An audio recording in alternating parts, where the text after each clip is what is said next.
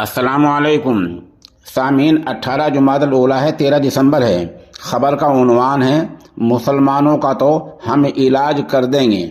ये बयान किसी आम आदमी का नहीं बल्कि हरियाणा के वजीर तालीम कंवरपाल गुर्जर का है।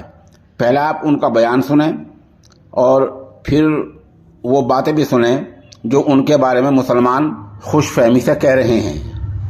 बोल रहा ना, मैं आपके साथ बताना दे रहा, ये 100% मुसलमानों के गांव है। बलोलपुर में हमारा जीत्या 100% मुसलमान है ने। हम नहीं सोच रहे थे, मगर तुम आए तो गए, हमारा लाओ बैठो तो रोज की रोज आएगा, थारा तो इलाज कर देंगे। वजीर मौसूफ का ये बयान किस कदर ख़तरनाक है, किस तरह जहरीला है, इसका अंदाज़ा आप खुद ही लगा सकते हैं।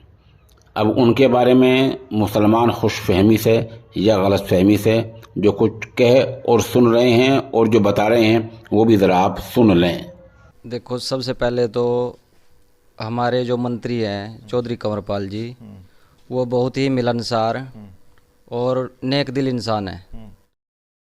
सुन लिया आपने, ये मुसलमान ख़तरनाक और जहरीला बयान देने वाले वज़ीर कंवरपाल गुर्जर को नेक दिल इंसान बता रहे हैं। ये बेचारे खुशफहमी में हैं या गलत फहमी में हैं या कोई इन्हें गुमराह कर रहा है, ये नहीं कहा जा सकता।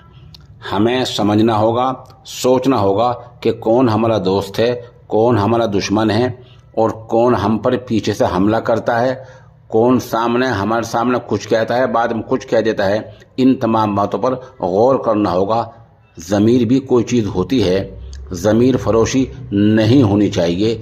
इंसान को अपने स्टैंड पर, अपने मौक़िफ़ पर साबित रहना चाहिए।